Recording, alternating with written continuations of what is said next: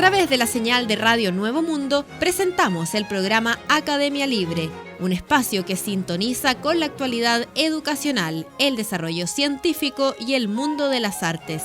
Aquí la Universidad Pública pone sus micrófonos al aire. Con ustedes, David Evia.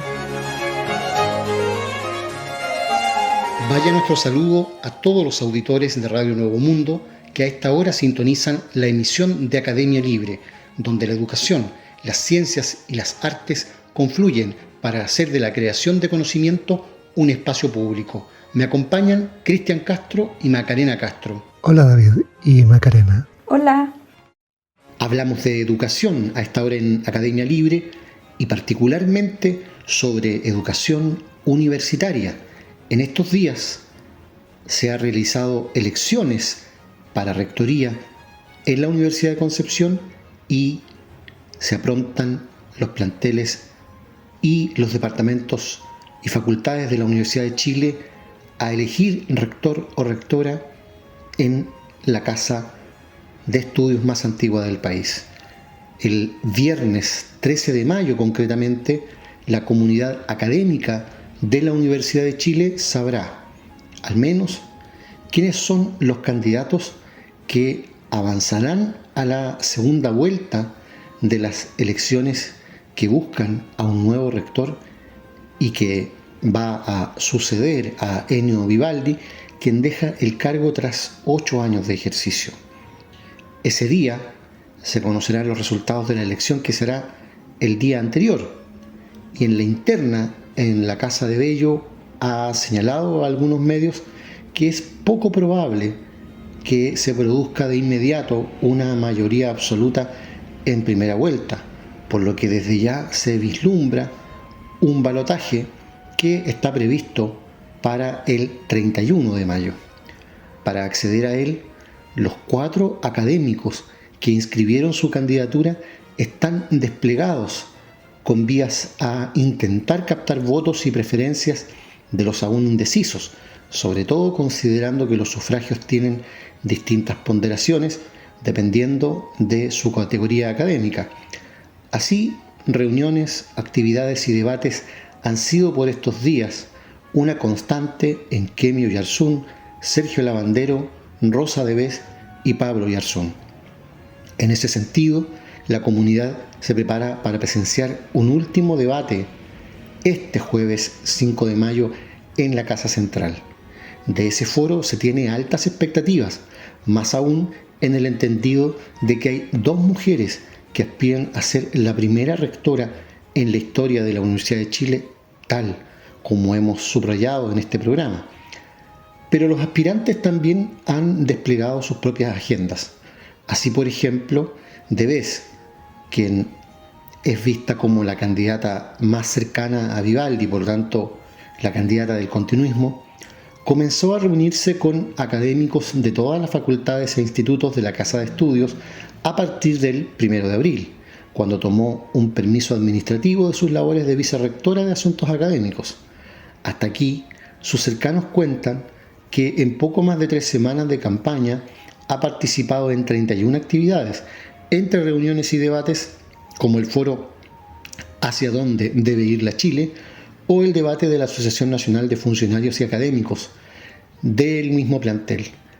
En los días que vienen se intensificarán los diálogos entre los candidatos a través de los debates y esto permitirá clarificar las diferencias de las distintas propuestas y al mismo tiempo potenciar los aspectos que son comunes a todas las candidaturas, dice al respecto la propia candidata, quien tiene al menos una decena de actividades programadas y quien agrega que está contenta por el gran apoyo recibido durante este tiempo, el que hemos, dice, compartido públicamente a través de testimonios y otras expresiones de académicos y académicas. Y añade, la campaña nos ha brindado la oportunidad de reflexionar colectivamente sobre los desafíos de la Universidad de Chile y de proyectar el trabajo futuro.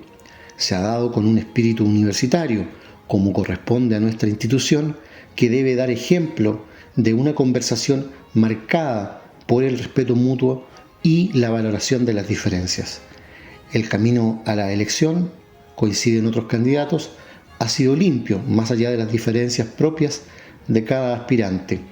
En este proceso lo relevante son las ideas, los debates y las trayectorias, las afinidades y las diferencias que se ponen de manifiesto y que le permiten a la comunidad expresar su voluntad de manera informada.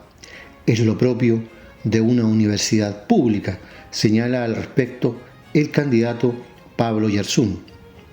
El profesor titular de Filosofía y Estética destaca aquí los debates que ha protagonizado junto a otros candidatos, por el buen tono y la variedad de las propuestas, que precisamente es lo que hace que la comunidad vote con reflexión y fundamento en una universidad que privilegia el diálogo. Por su parte, Kemi Oyarzún tiene consideradas visitas a distintos estamentos universitarios, como los departamentos de estudios pedagógicos y tecnología médica, un foro de la mesa de extensión o en las facultades de Derecho y Odontología, entre otras. Las elecciones han constituido una instancia pluralista de escucha protagónica de las comunidades con las que nos hemos encontrado, dice de entrada Kemi Oyarzún, quien confiesa que tal vez quien más haya aprendido en este proceso soy yo, la candidata. Y cierra señalando que llegamos para liderar un cambio necesario y fundamental. Asimismo, Sergio Lavandero expone que el proceso ha sido singular, puesto que se realiza en un momento histórico post-pandemia. El despliegue de las ideas y propuestas hacia las unidades y sus académicos ha asumido el formato híbrido, lo que complejiza el acercamiento cara a cara, esencial cuando se trata de una elección donde se deciden los rumbos institucionales. No obstante, añade, ha habido una disposición destacable de todos para contribuir a la diseminación de los programas, a la conversación abierta y plural, a la búsqueda de espacios de debate para lograr un voto informado y para escuchar las propuestas y vivencias de los distintos estamentos. Aún así, ve como algo a superar y dice relación con las diferencias en la posición de poder institucional y el tiempo en ella que ocupan los candidatos. Son algunas desventajas en la información y conocimiento de los perfiles de quienes postulamos, pero ello no ha incidido en el trato digno y respetuoso que todos nos debemos como miembros de una comunidad universitaria, concluye sobre este particular Sergio Lavandero. Hay que señalar que, como hemos dicho en otras ocasiones en Academia Libre, esta es la primera oportunidad en que en la Casa de Bello puede llegar a elegir una mujer para regir los rumbos del plantel. Es el caso de Bes, una candidata continuista, como señalábamos recién, brazo derecho del saliente rector Vivaldi, y es el caso de Kemi Oyarzún, a quien también hemos aludido por el papel que desempeña en el plantel y en el país respecto de la agenda de género. También ella es además la fundadora del Departamento de Estudios de Género de la Universidad de Chile, cuando esos temas no estaban de moda. Y nos hemos referido recién a Sergio Lavandero, quien, sin ser exactamente un candidato del continuismo, en realidad tiene un programa mucho más centrado en la institucionalidad, más que en la participación efectiva. Él apuesta a hacer de la Universidad de Chile una especie de organismo autofiscalizador, y él pone mucha atención en eso al tema de los recursos económicos, algo así como un servicio de impuestos internos dentro de la Universidad de Chile.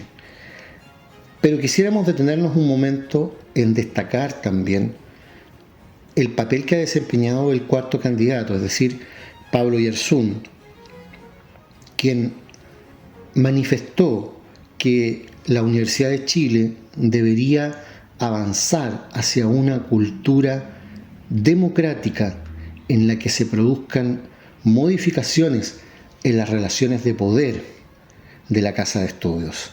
Hay relaciones que son demasiado verticales, dijo, señalando que su proyecto apunta a generar una mayor horizontalidad de las relaciones, apostando por el trabajo en equipo, lo que a su vez permite que todos los miembros de la comunidad se sientan corresponsables de lo que ocurre en la Universidad de Chile.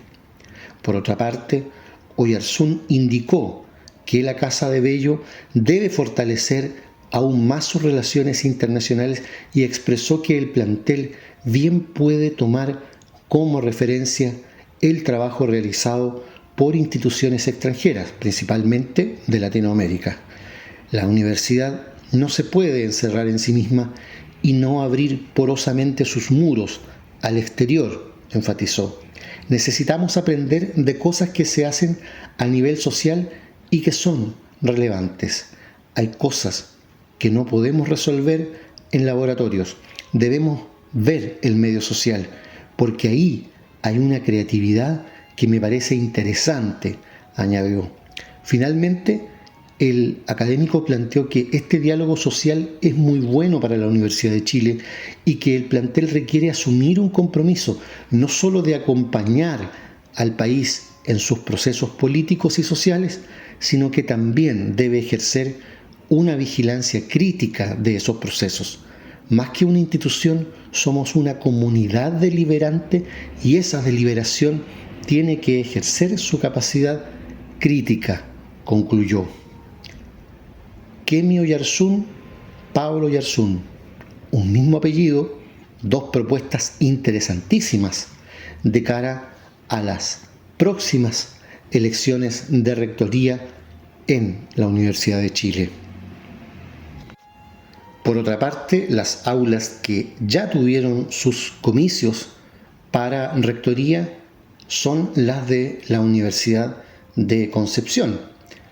En el gimnasio A de la Casa del Deporte se concentraron los comicios en una jornada que se presumía histórica y solo hubo un ganador en el balotaje para definir quién dirigirá los destinos de la Casa de Estudios por los próximos 4 años, el doctor Carlos Saavedra Rubilar, quien logró la reelección por su segundo periodo al alcanzar 619 votos, es decir, el 51,5% versus los 583 sufragios que obtuvo la doctora Jacqueline Sepúlveda Carreño.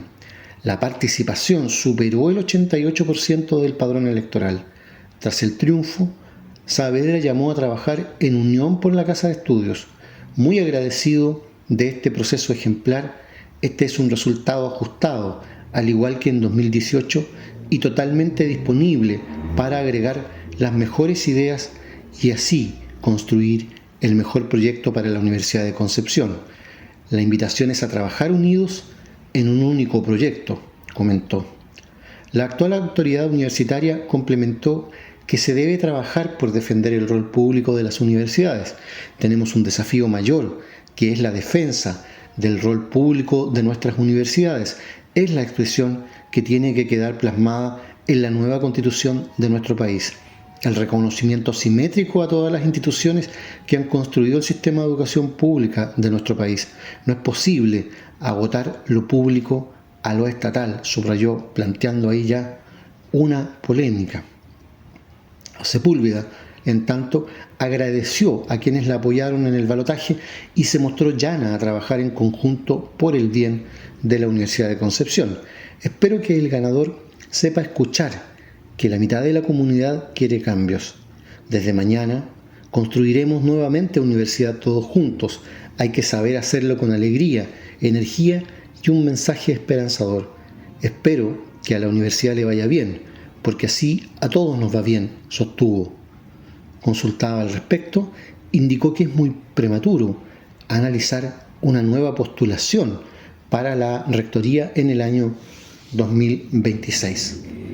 Vienen elecciones en la Universidad de Chile, se acaban de realizar comicios en la Universidad de Concepción, debates sumamente interesantes como telón de fondo. ¿Qué se echa de menos? Un compromiso concreto de los candidatos con el retorno a la participación real, efectiva y vinculante de estudiantes y trabajadores, porque solo ahí cabría realmente hablar de comunidad universitaria. En Academia Libre, la música tiene historia con Macarena Castro. Carmela Maquena Subercaseaux nació en 1879. Es considerada una precursora en la creación musical del siglo XX. Sus primeros estudios fueron con una maestra privada de piano, con la cual no logró progresar. Solo tras su encuentro con el maestro Bindo Paoli, pianista italiano que llegó a Chile a fines del siglo XIX, pudo retomar sus cursos con real dedicación. A sus 28 años contrajo matrimonio con el designado intendente de Valdivia. Es en esta ciudad donde realiza su importante labor de difusión cultural, con el apoyo de los inmigrantes alemanes que se encontraban en la zona. La compositora participó en las misiones diplomáticas encomendadas a su marido por el Ministerio de Relaciones Exteriores. Una vez que él estuvo jubilado de su cargo, en 1926, el matrimonio decide trasladarse a Berlín, donde estuvieron radicados por 14 años, hasta 1940. Durante la residencia en esta ciudad, reanudó sus estudios musicales y comenzó el de ramos teóricos, como el de composición, con el musicólogo, compositor y director de orquesta Hans Mersmann. Con él pudo dar luz a sus primeras obras importantes y dedicarse a trabajos de mayor exigencia. En aquel tiempo, el hogar de Berlín se convirtió en un centro de reuniones y de encuentro de intelectuales. Entre los visitantes más asiduos se encontraba el pianista Claudio Arrau, quien ensayaba en el piano familiar los conciertos que brindó al público y también ejecutó con la anfitriona algunos repertorios. En el archivo de partituras de Arrau figuran 8 de Maquena, compuestas entre 1931 y 1936, con algunas notas del maestro. El catálogo de obras de Maquena registra un total de 45 títulos, varios sin fecha y la mayoría compuestos en Europa. Obras que han sido clasificadas como neoclásicas y expresionistas, al haber manejado un discurso de libertad formal, fraseo irregular y variación continua. Desde Berlín, compuso 2 obras nostálgicas sobre su país: Suite chilena para piano en 1935 y Visiones chilenas para quinteto de cuerdas y percusión, sin fecha. Escuchamos a continuación los primeros 2 movimientos de su suite chilena para piano, interpretadas por Juan Carlos Muñoz.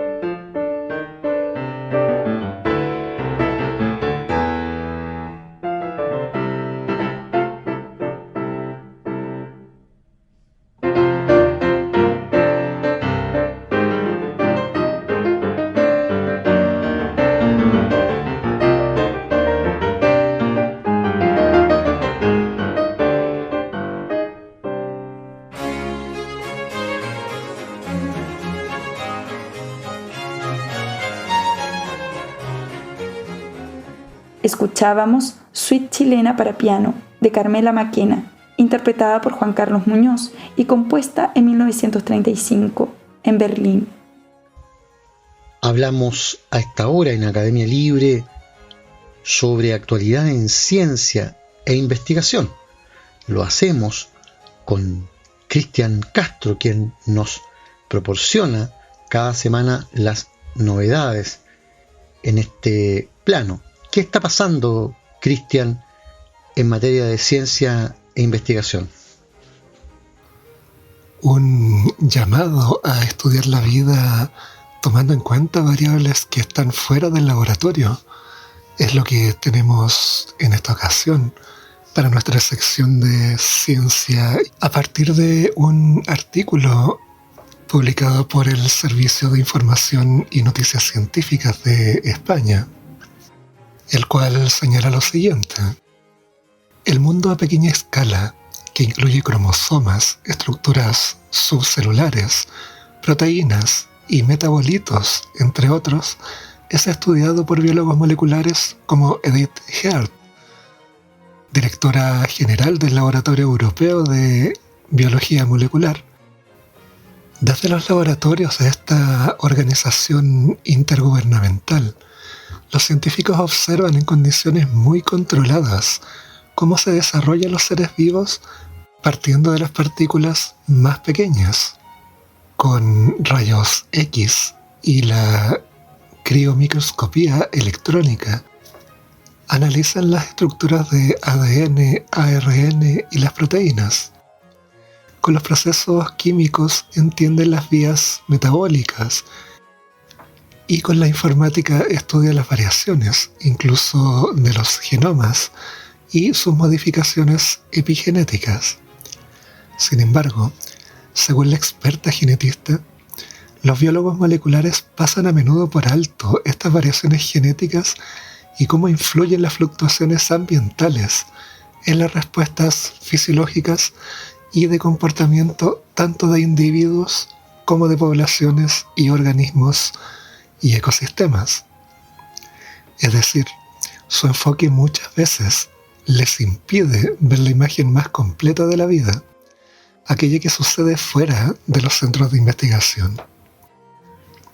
A pesar de contar con más herramientas moleculares que nunca para llegar a una comprensión más profunda de la vida, esta no ocurre en condiciones aisladas de laboratorio, sucede fuera, en el mundo real, comenta la investigadora. En su opinión, los biólogos moleculares y celulares deben volver al mundo para estudiar la vida en su contexto natural. Nos dimos cuenta de que en realidad, si queremos entender la vida y cómo se adaptan y evolucionan los organismos y por qué hay variaciones que no están definidas genéticamente, teníamos que capturar los componentes que de costumbre no probamos, el medio ambiente. A pesar de que en las últimas décadas se han hecho notables descubrimientos moleculares en organismos modelo, desde bacterias hasta animales en condiciones de laboratorio, los seres vivos no existen de forma aislada. Desde el plancton de los océanos hasta las bacterias del intestino humano, todos los organismos de la naturaleza forman parte de un ecosistema complejo y dinámico y viven en comunidad con otros organismos, en entornos físicos y químicos. Por eso surgió la idea de poner en marcha el programa llamado Moléculas a los Ecosistemas, cuyo objetivo es avanzar en la comprensión de los ecosistemas a escala molecular y estudiar la vida en su contexto. El proyecto lanzado a principios de año y que se llevará a cabo de 2022 a 2026 ayudará a ampliar lo que sabemos sobre la vida en la Tierra y proporcionar medios para abordar los principales retos mundiales. En su viaje a bordo del HMS Beagle, Charles Darwin recolectó datos como los biólogos moleculares actuales, pero también observó, dibujó, escribió y después trató de entender y dedicó mucho tiempo en trabajar con esa información explorando posibles hipótesis. Incluso su jardín le sirvió de experimento. El resultado fue su teoría de la selección natural. El naturalista británico le sirve a Edith Heard de ejemplo para mostrar la necesidad de estudiar el complejo mundo natural que inspiró a Darwin en sus teorías. Ahora los biólogos moleculares se centran en organismos específicos, aislados en laboratorios y en entornos cuidadosamente controlados que tienen el menor número posible de variables. Sin duda, esto ha dado lugar a descubrimientos impresionantes. Las vacunas de ARN contra la COVID-19, la bioluminiscencia para controlar los tumores, la secuenciación genómica para producir mejores cultivos, etc., han sido adelantos del todo relevantes. Sin embargo, en la actualidad no hay biólogo que piense en la evolución cada día, y aún así no existía en la época de Darwin la biología molecular. Ahora podemos probar algunas de las teorías que se han establecido hace mucho tiempo, y lo que es más apasionante es que podemos crear nuevas hipótesis. Los científicos entienden cuando crecen bacterias en un tubo de ensayo y donde se desarrollan diferentes tipos de cultivos a diferentes velocidades al observar el laboratorio. Pero todo eso sucede también en la vida real. Así que si realmente queremos comprender y alcanzar nuevas hipótesis de por qué las cosas ocurren, necesitamos todas las herramientas moleculares. Es una oportunidad de hacerlo a una escala mucho mayor y hacerlo en colaboración. El nuevo programa ampliará el alcance del Laboratorio Europeo de Biología Molecular para estudiar las bases moleculares de la vida en el contexto de los entornos cambiantes en los ecosistemas. Esto podría transformar nuestra comprensión de la vida en la Tierra e informar sobre posibles soluciones para algunos de los mayores retos de la sociedad, como la pérdida irreversible de biodiversidad, la resistencia a los antimicrobianos, la contaminación, el cambio climático, la seguridad alimentaria y los patógenos emergentes. Para desarrollar el proyecto, los científicos tuvieron en cuenta primero qué áreas ya estaban cubiertas, como la biología celular, biología estructural, biología del desarrollo, genómica, biología de los tejidos, biología neural, etc. Y quisieron construir algo nuevo. Además de la biología de las enfermedades infecciosas, entre las ideas que surgieron en los diferentes países europeos fue la de desarrollar la biología planetaria. Partimos de la experiencia donde ya habíamos explorado algunos ecosistemas como la biodiversidad de los océanos, como el proyecto Tara Oceans. Con esta biología planetaria daríamos un paso más para estudiar, por ejemplo, las regiones costeras, las interfaces de suelo y agua, explica la científica. Queríamos explorar esto de una manera muy sistemática en colaboración con socios europeos, yendo a muestrar la genómica y los procesos químicos y físicos y repetirlos varias veces en el año, mañana y noche. Así seremos capaces de establecer conjuntos de datos que integran diferentes tipos de información. Otra área que se desarrollará con el programa es el de ecosistemas microbianos. Hay mucha gente trabajando en saber cómo los microbios de nuestra tripa influyen en nuestra salud. Con el nuevo programa queremos dar un paso más, estudiarlas en otras partes del cuerpo, en el suelo, en los océanos. El desarrollo de tecnologías y herramientas permitirán capturar cómo estas comunidades microbianas evolucionan y cómo se enfrentan, por ejemplo, a retos como el cambio climático, al aumento de temperaturas, etc. Muchas veces son microbios los más afectados y sufrirán el impacto de un cultivo que no sobrevive o de la destrucción del suelo, detalla. Por otra parte, el proyecto permitirá analizar los ecosistemas humanos, es decir, cómo las personas y su medio ambiente interactúan. las toxinas que absorbemos, las variaciones químicas y físicas a las que estamos expuestos, así como los microbios y patógenos con los que nos cruzamos en el contexto en que vivimos. Los humanos influyen a otros humanos e incluso a poblaciones, así es que la sociedad es como un ecosistema humano. Los epidemiólogos han recopilado cohortes de datos humanos de poblaciones expuestas, por ejemplo, a cierto tipo de toxinas, del humo del tabaco, etc. Desde el laboratorio se tratarán todos estos datos, desde la producción, el procesamiento, el almacenamiento, el análisis y el uso para hacer experimentos. Los resultados servirán de modelos para muchos otros institutos científicos europeos y permitirán alcanzar teorías. Es posible que los científicos estén ahora un poco más obnubilados por los datos y por eso no van un paso adelante.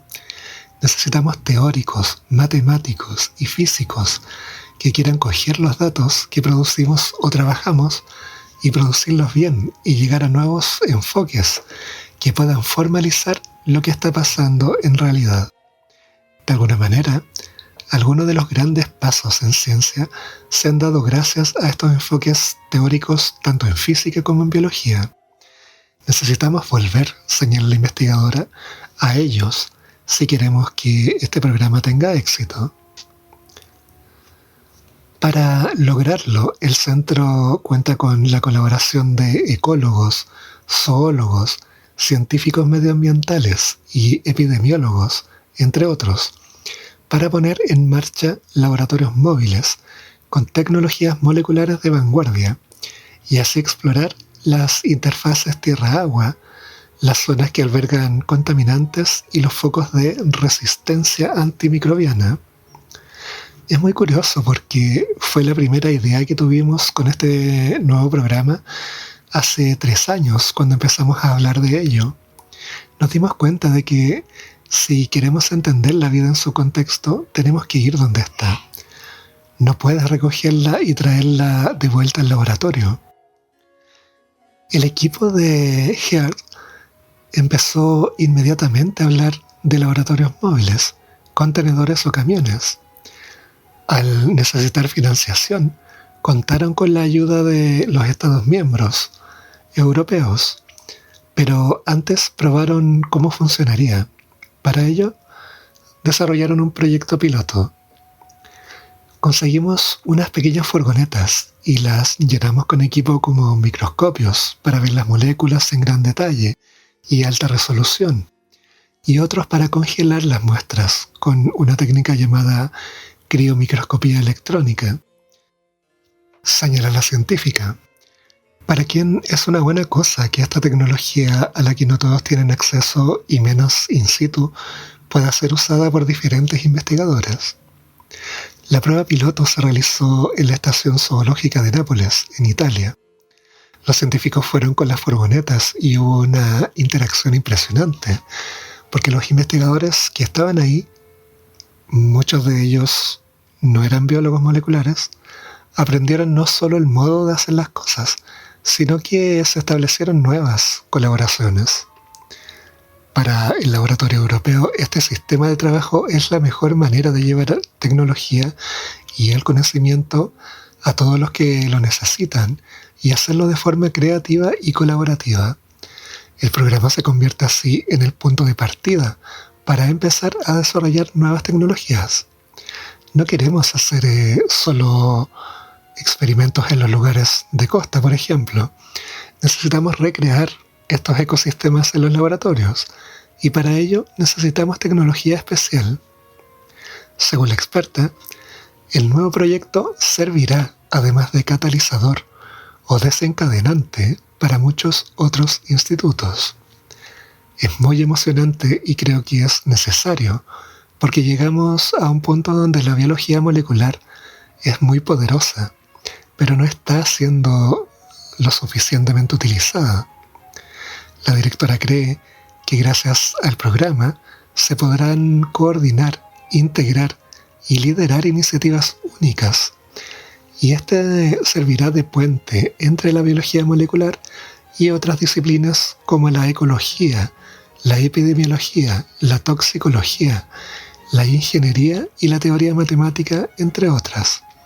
Solo así, señala la investigadora, aportando una multitud de enfoques y soluciones creativas, se podrá hacer frente a los retos medioambientales actuales.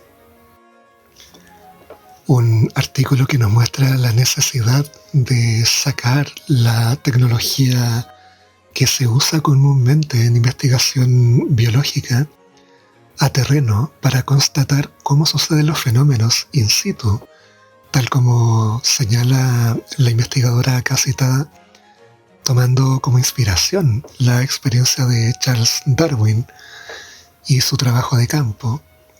Y también cobra gran importancia la sinergia que puede haber entre diferentes países que colaboran en este cometido a través de este gran proyecto, porque no solamente se requieren voluntades para entrar en el juego de una investigación en terreno, sino que se requiere de esfuerzos importantes en materia económica y en cuanto a equipos por parte de institutos científicos, instituciones públicas, etc., para poder llevar a cabo estas grandes tareas y, como señala el artículo, crear nuevas hipótesis que dan paso a mayor conocimiento, el cual eventualmente servirá de insumo para enfrentar todas esas tareas pendientes y desafíos que tenemos como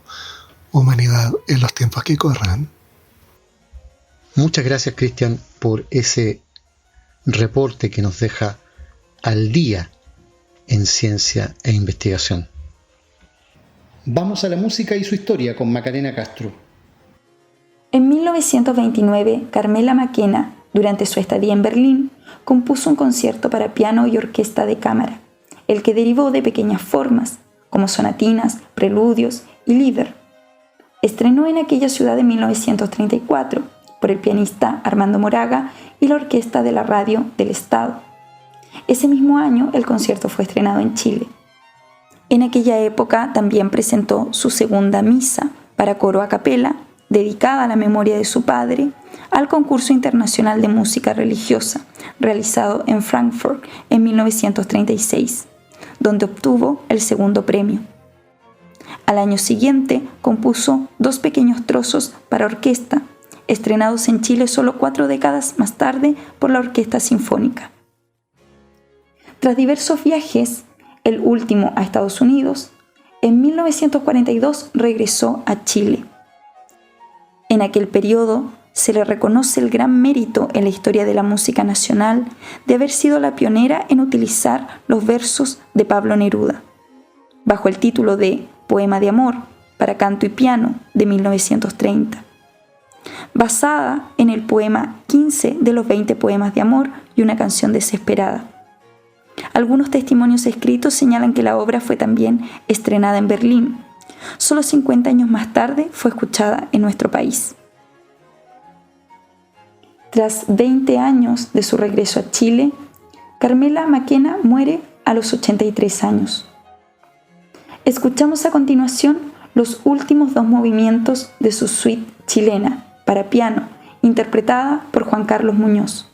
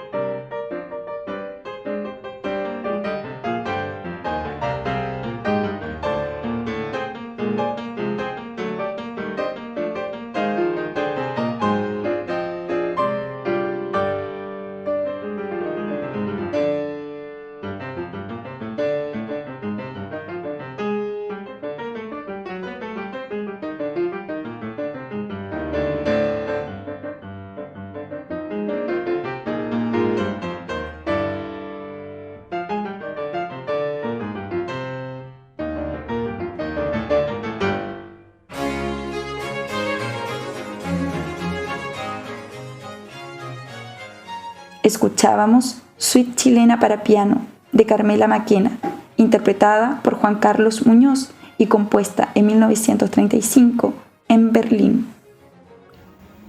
Conversamos sobre arte y cultura en Academia Libre y lo hacemos en esta ocasión para destacar una columna de opinión planteada por Bárbara Negrón, quien es la directora del Observatorio de Políticas Culturales, quien tercia en la reciente controversia sobre cultura planteada entre la ministra del ramo y la convención. Y señala Bárbara Negrón lo siguiente: una falsa dicotomía se ha instalado en el debate sobre derechos de autor a propósito de la Convención Constituyente, que a inicios de este mes rechazó la norma al respecto propuesta por la Comisión de Sistemas de Conocimiento, Culturas, Ciencias y Tecnología, Artes y Patrimonio, y cuya nueva versión será votada en los próximos días por el Pleno de la Convención. Uno de los argumentos esgrimidos por algunos constituyentes y organizaciones independientes, así como por la propia ministra de las Culturas, en una entrevista que sin embargo fue posteriormente aclarada por la autoridad, es la idea de que el ejercicio de estos derechos sería opuesto a las posibilidades de acceso general a la cultura. Todos los participantes del debate en desarrollo son personas y colectivos legítimamente preocupados por la participación cultural y que han dado pruebas de su compromiso con el tema. Entonces, ¿es exacto el argumento que se esgrime? ¿Es la disponibilidad de bienes culturales lo que determina que un sustantivo porcentaje de chilenos no acceda a ellos?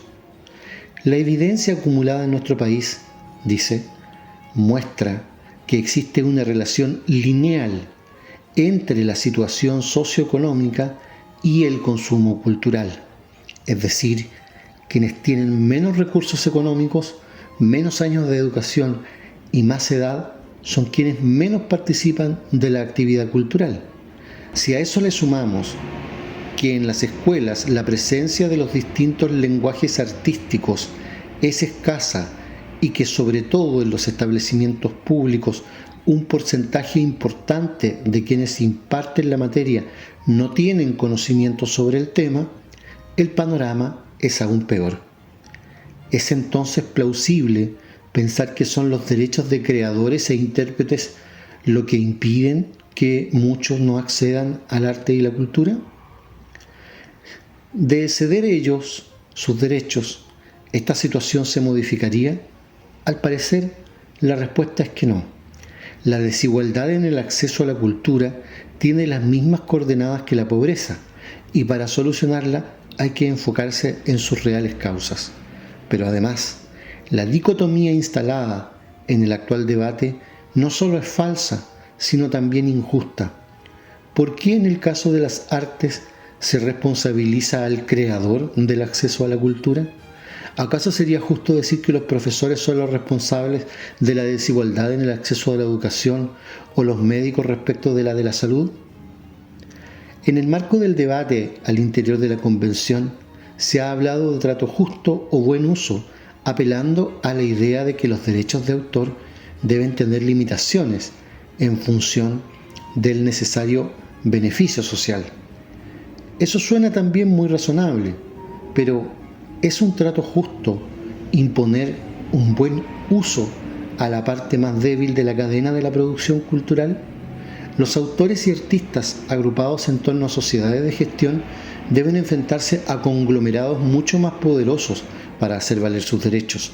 Canales de televisión, cable operadores, YouTube, Google y tantísimas otras plataformas nacionales y internacionales son aquellas con quienes deben tratar. Para muestra un botón, en 2008 los actores y las actrices chilenos lograron que se legislara a favor de sus derechos conexos por sus interpretaciones fijadas en soporte audiovisual, películas, teleseries, series, etc. Pero debieron esperar 4 años, pasar por los tribunales y realizar manifestaciones y paros para que los canales se dispusieran a cumplir la ley. Lo mismo pasa hoy con la ley Ricardo Larraín, que reconoce los derechos de autor de directores y guionistas. En 2016 se promulgó esta norma, pero a 6 años y fracción, aún los canales no la han cumplido. La crisis pandémica evidenció la precariedad de la situación en que se desempeñan los creadores en Chile. Pese a que la mayoría tiene una alta especialización, su situación más habitual es la inestabilidad económica, la falta de seguridad social o el pluriempleo, entre otras muchas condiciones que lamentablemente les son familiares. El mejoramiento de estas pasa por un conjunto de medidas para lo cual es necesario un financiamiento público, derechos laborales, fortalecimiento de las industrias creativas y derechos de autor, entre otras. Ni una por sí sola puede sostener la particular naturaleza del trabajo cultural. Por ello, todas son necesarias. Los derechos de autor forman parte de los derechos culturales, que a su vez son parte de los derechos humanos. Estos derechos, junto al derecho al acceso a la cultura, corresponden a un mismo paradigma, no se oponen entre sí, sino que por el contrario son pilares necesarios en una sociedad que de verdad valora la cultura como parte sustancial del desarrollo. Hasta ahora, el trabajo de la Comisión se ha traducido en importantes nuevos derechos culturales que ya se encuentran en el borrador final de la nueva Constitución y que conformarán un marco más amplio para las políticas culturales del futuro. Sin embargo, para que en este ámbito los sustantivos avances no sean a costa de perder derechos ya conquistados, es vital que quede consagrado de manera inequívoca. Es la interesante opinión que en torno a esta reciente controversia plantea Bárbara Negrón, directora del Observatorio de Políticas Culturales. Recordar al respecto algo que también señalábamos hace algunas semanas en Academia Libre y en el boletín también de nuestra universidad. Han señalado los empresarios de las grandes editoriales chilenas que, a propósito de la piratería de libros, esa práctica impide a los escritores acceder a sus derechos de autor, de los cuales, dicen ellos, vivirían.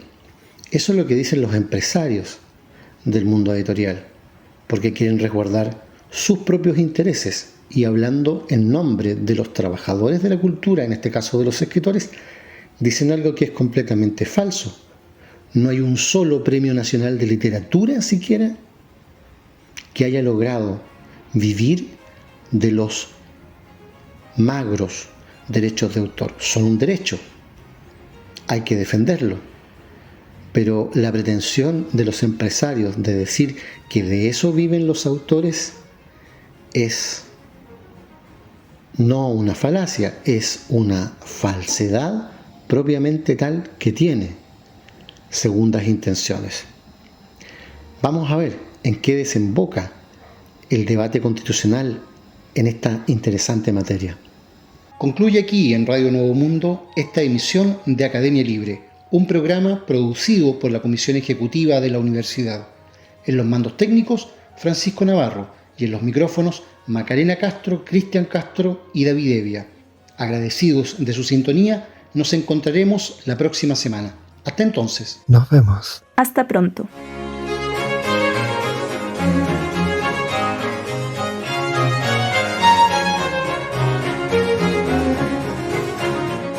Concluye aquí este capítulo de Academia Libre, un programa que aporta miradas críticas a la construcción de la sociedad. Hasta una próxima oportunidad.